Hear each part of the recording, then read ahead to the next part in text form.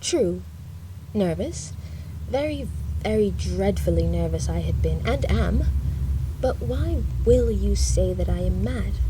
The disease had sharpened my senses, not destroyed, not dulled them. Above all was the sense of hearing acute. I heard all things in the heaven and in the earth. I heard many things in hell. How, then, am I mad? Hearken, and observe how healthily, how calmly I can tell you the whole story. It is impossible to say how first the idea entered my brain, but once conceived it haunted me day and night. Object there was none, passion there was none. I liked the old man. He had never wronged me, he had never given me insult. For his gold I had no desire. I think it was his eye. Yes, it was this. One of his eyes resembled that of a vulture, a pale blue eye with a film over it. Whenever it fell upon me, my blood ran cold, and so by degrees. Very gradually I made up my mind to take the life of the old man, and thus rid myself of the eye forever. Now this is the point. You fancy me mad. Madmen know nothing. But you should have seen me. You should have seen how wisely I proceeded, with what caution, with what foresight, with what dissimulation I went to work. I was never kinder to the old man than during the whole week before I killed him. And every night about midnight I turned the latch of his door and opened it oh so gently. And then, when I had made an opening sufficient for my head, I put in a dark lantern, all closed, so that no light shone out. And then I thrust in my head. Oh, you would have laughed to see how cunningly I thrust it in. I moved it slowly, very, very slowly, so that I might not disturb the old man's sleep. It took me an hour to place my whole head within the opening, so far that I could see him as he lay upon his bed. Ha! Would a madman have been so wise as this? And then, when my head was well in the room, I undid the lantern, cautiously, oh so cautiously, for the hinges creaked. I undid it, just so much that a single thin ray fell upon the vulture eye. And this I did for 7 long nights. Every night, just at midnight. But I found the eye always closed, and so it was impossible to do the work, for it was not the old man who vexed me, but his evil eye. And every morning, when the day broke, I went boldly into the chamber, and spoke courageously to him, calling him by name in a hearty tone, and inquiring how he had passed the night. So you see, he would have been a very profound old man indeed to suspect that every night, just at 12, I looked in upon him while he slept. Upon the 8th night, I was more than usually cautious in opening the door. A watch's minute hand moves more quickly than did mine. Never before that night had I felt the extent of my own powers, of my sagacity. I could scarcely contain my feelings of triumph. To think that there I was, opening the door, little by little, and he not even to dream of my secret deeds or thoughts. I fairly chuckled at the idea, and perhaps he heard me, for he moved on the bed suddenly, as if startled. Now you may think that I drew back, but no. His room was as black as pitch with the thick darkness, for the shutters were close fastened through fear of robbers, and so I knew that he could not see the opening of the door, and I kept pushing it on steadily. I had my head in, and was about to open the lantern when my thumb slipped upon the tin fastening, and the old man sprang up in the bed, crying out, "Who's there?" I kept quite still and said nothing. For a whole hour I did not move a muscle, and in the meantime I did not hear him lie down. He was still sitting up in the bed listening, just as I have done night after night, hearkening to the death watches in the wall. Presently I heard a slight groan, and I knew it was the groan of mortal terror. It was not a groan of pain or of grief. Oh no, it was the low, stifled sound that arises from the bottom of the soul when overcharged with awe. I knew the sound well. Many a night, just at midnight, when all the world slept, it was welled up from my own bosom, deepening, with its dreadful echo, the terrors that distracted me. I say I knew it well. I knew what the old man felt and pitied him, although I chuckled at heart. I knew that he had been lying awake ever since the first slight noise when he had turned in the bed. His fears had been ever since growing upon him. He had been trying to fancy them causeless, but could not. He had been saying to himself, "It is nothing but the wind in the chimney. It is only a mouse crossing the floor," or "It is merely a cricket which had made a single chirp." Yes, he has been trying to comfort himself with these suppositions, but he had found all in vain, because death, in approaching him, had stalked with his black shadow before him and enveloped the victim. And it was the mournful influence of the unperceived shadow that caused him to feel, although he neither saw nor heard, to feel the presence of my head within the room.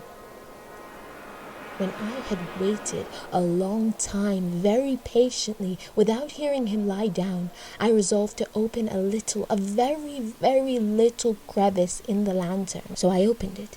You cannot imagine how stealthily, until at length a single dim ray, like the thread of the spider, shot from out the crevice and fell upon the vulture eye. It was open, wide open, and I grew furious as I gazed upon it.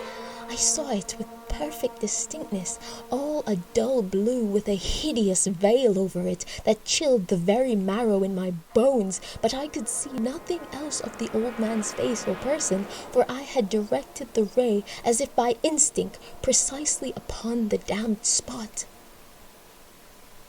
And now, have I not told you that what you mistake for madness is but over-acuteness of the senses? Now, I say, there came to my ears a low, dull, quick sound, such as a watch makes when enveloped in cotton. I knew that sound well, too. It was the beating of the old man's heart. It increased by fury, as the beating of a drum stimulates the soldier into courage.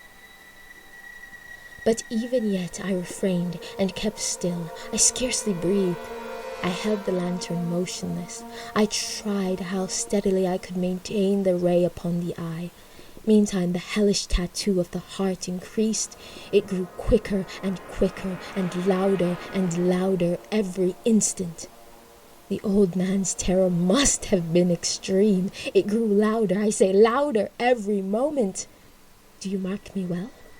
I have told you that I am nervous, so I am. And now, at the dead hour of the night, amid the dreadful silence of that old house, so strange a noise as this excited me to uncontrollable terror. Yet for some minutes longer I refrained and stood still. But the beating grew louder. I thought the heart must burst. And now a new anxiety seized me. The sound would be heard by a neighbor.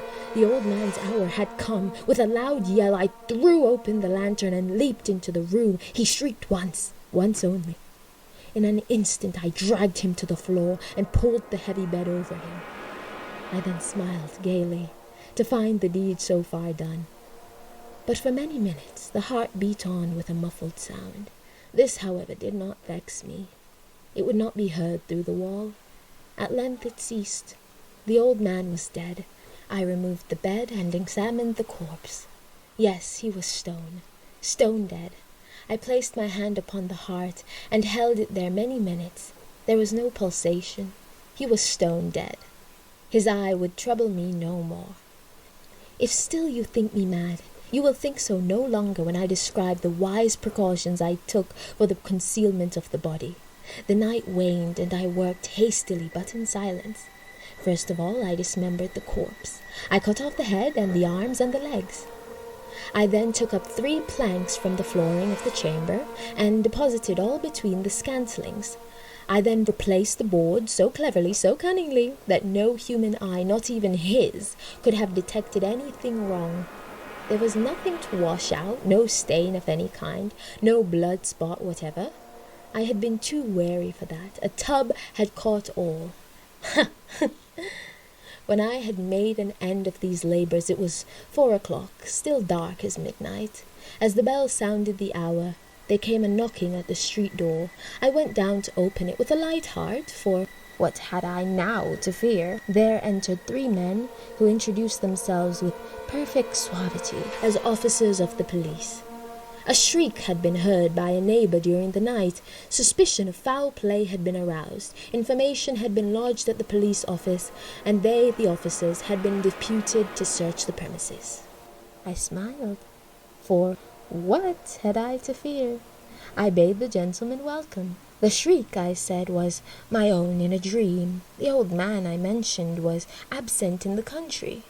I took my visitors all over the house. I bade them search well. I led them at length to his chamber. I showed them his treasures, secure, undisturbed. In the enthusiasm of my confidence, I brought chairs into the room and desired them here to rest from their fatigues, while I myself, in the wild audacity of my perfect triumph, placed my own seat upon the very spot beneath which reposed the corpse of the victim. The officers were satisfied. My manner had convinced them. I was singularly at ease. They sat, and while I answered cheerily, they chatted of familiar things. But ere long I felt myself getting pale, and wished them gone. My head ached, and I fancied a ringing in my ears, but still they sat and still chatted. The ringing became more distinct. It continued and became more distinct. I talked more freely to get rid of the feeling, but it continued and gained distinctiveness until at length I found that the noise was not within my ears. No doubt I now grew very pale, but I talked more fluently and with a heightened voice, yet the sound increased, and what could I do? It was a low, dull, quick sound, much such a sound as a watch makes when enveloped in cotton. I gasped for breath, and yet the officers heard it not. I talked more quickly, more vehemently, but the noise steadily increased. I arose and argued about trifles in a high key and with violent gesticulations, but the noise steadily increased. Why would they not be gone? I paced the floor to and fro with heavy strides, as if excited to fury by the observations of the men, but the noise steadily increased. Oh God, what could I do? I foamed, I raved, I swore. I swung the chair upon which I had been sitting and grated it upon the boards, but the noise arose over all and continually increased. It grew louder, louder, louder. And still the men chatted pleasantly and smiled. Was it possible they heard not? Almighty God, no, they heard. They suspected, they knew. They were making a mockery of my horror. This I thought, and this I think, but anything was better than this agony. Anything was more tolerable than this derision. I could bear those hypocritical smiles no longer. I felt that I must scream or die. And now, again, hark! Louder, louder, louder, louder! Villains! I shrieked. Dissemble no more. I admit the deed. Tear up the planks. Here! It is the beating of his hideous heart.